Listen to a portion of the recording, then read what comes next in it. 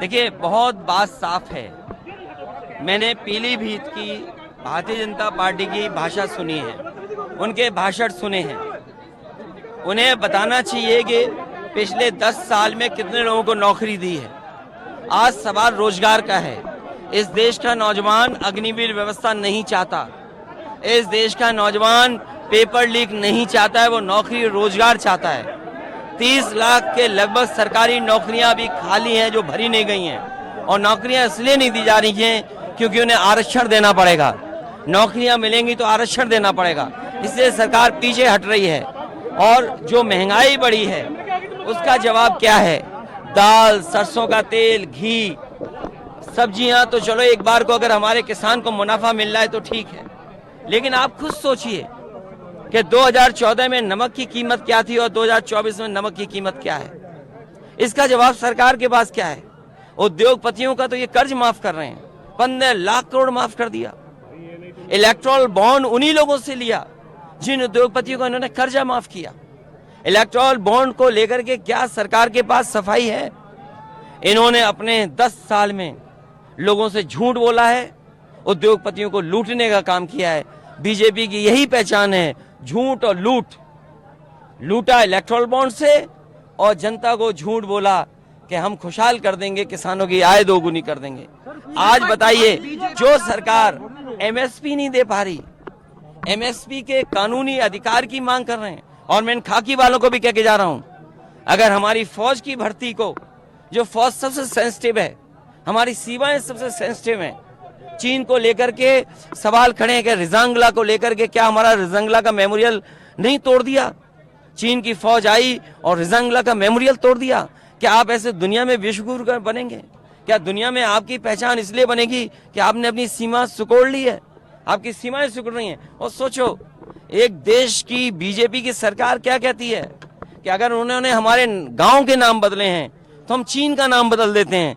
चीन का नाम मत बदलो, केवल चीन से कारोबार अगर आप रोक दोगे तो शायद हमारा देश दुनिया में सबसे आगे दिखाई देगा। और जो बात मैं शुरू में कह रहा था कि अगर अग्निवीर को 4 साल की नौकरी कर सकते हैं तो हमारे जवान ये जो काम लिया जा रहा है, इन्हें खाकी पहने चल रहे हैं, इनकी हो सकता है 3 साल की नौकरी कर दे सरकार। सोचो, अगर 3 साल की नौकरी कर देंगे तो क्या होगा?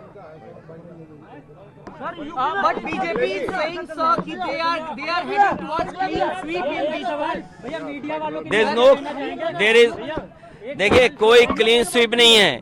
अगर 400 पार का उनका संकल्प पूरा हो रहा होता तो उन्हें क्या दिल्ली के मुख्यमंत्री को अन्याय करना पड़ता उनके ऊपर?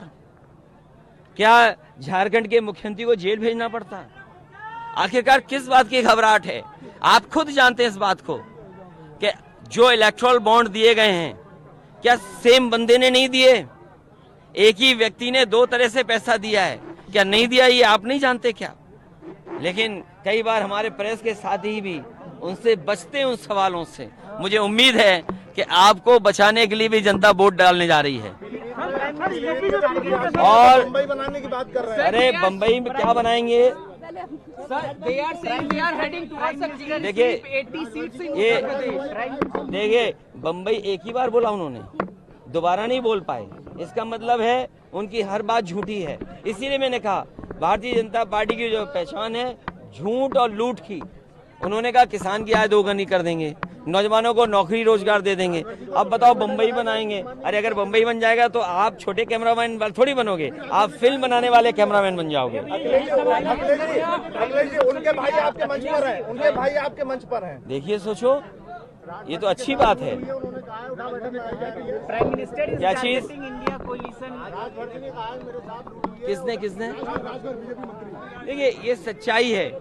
जो अस्पताल हैं उनमें इलाज नहीं मिल रहा है। इससे पहले भारतीय जनता पार्टी के एक सांसद अपने बेटे के इलाज को लेकर के पीजीआई गए थे, एडमिट कराना चाहते थे, एडमिट नहीं हुआ, उसकी जान चली गई। उस समय थोड़ी बहुत कार्रवाई की थी इन्होंने डॉक्टर्स पर, लेकिन गलती डॉक्टर्स की नहीं है, आप बजट नहीं दे रहे हैं, संसाधन नहीं दे रहे हैं, तो डॉक्टर इलाज किससे करेंगे? सरकारी अस्पतालों में इलाज इसलिए खत्म कर रही है बीजेपी क्योंकि प्राइवेट नर्सिंग होम, प्राइवेट अस्पतालों को बढ़ावा देना चाहती है। मोदी जी कह रहे हैं कि जम्मू कश्मीर को फिर से राज्य का दर्जा मिलेगा, वहाँ चुनाव होंगे, अभी एक जनसभा में कहा है। देखिए, उनकी बात पे भरोसा इसलिए नहीं है, उन्होंने कहा किसानों की आय दोगुनी करेंगे।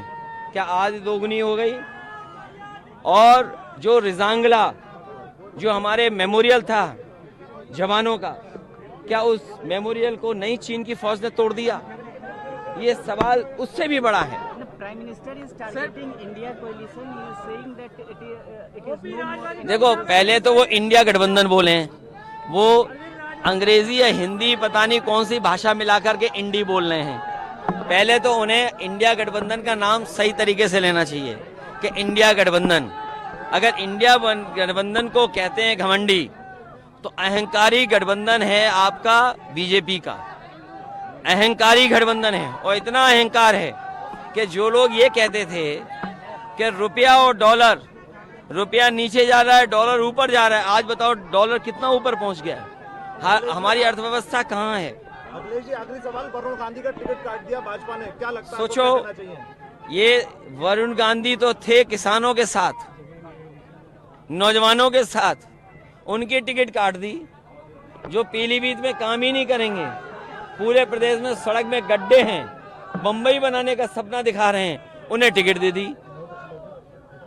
सवाल ये है कि यहाँ के किसान दुखी हैं, नौजवान के हाथ में नौकरी रोजगार नहीं। और मैंने फार्मूला बोला था, फिर बोलता हूँ, 70 लाख प्रभावित हुए नौजवान इन पेपर लीकों से, और 70 लाख का अगर हम गुणा करें परिवार के 3 सदस्यों को मान करके, तो 70 लाख गुणा 3, 1 करोड़ 80 लाख, और यही 1 करोड़ 80 लाख का अगर हम भाग दे दें 80 लोकसभाओं में, तो 2,25,000 वोट हर लोकसभा में बीजेपी का कम हो गया।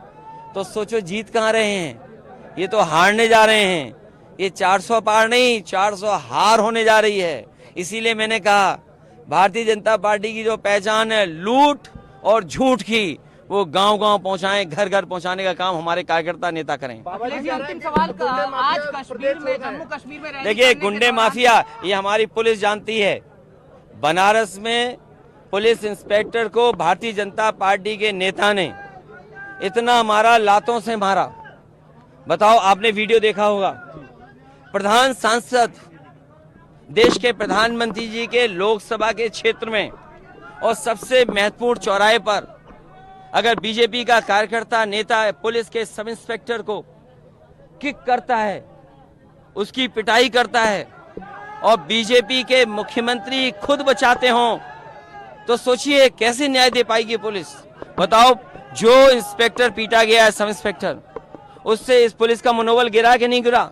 और जब ये पुलिस वाले यार रात में जाकर के सोचेंगे कि जब फौज की नौकरी 4 साल की हो सकती है और अगर इनकी 3 साल की नौकरी हो गई, तो बताओ ये क्या करेंगे? ये घर जाकर के गांव जाके खेती करेंगे क्या? आज बरेली का बड़ा गुंडा है संदेश कनौजिया, आज उसने भाजपा ज्वाइन इनके जिले का है। देखिए, सच्चाई ये है कि सभी गुंडे माफिया और जो आर्थिक अपराधी हैं भारतीय जनता पार्टी में जाते ही संत बन जाते हैं। प्रधानमंत्री और महाराष्ट्र की पूरी सरकार ईडी, सीबीआई, इनकम टैक्स ने बनवाई है।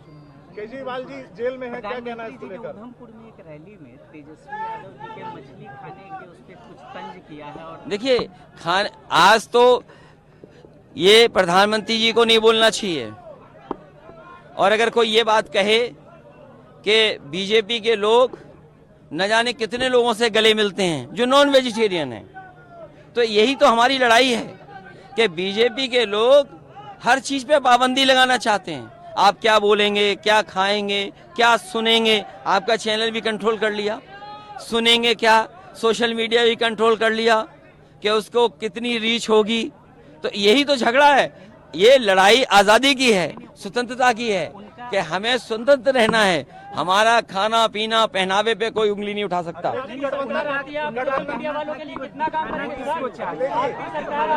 नहीं नहीं, ये कोई सवाल नहीं है।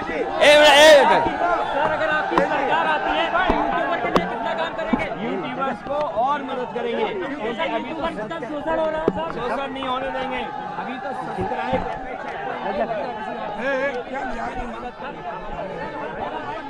क्या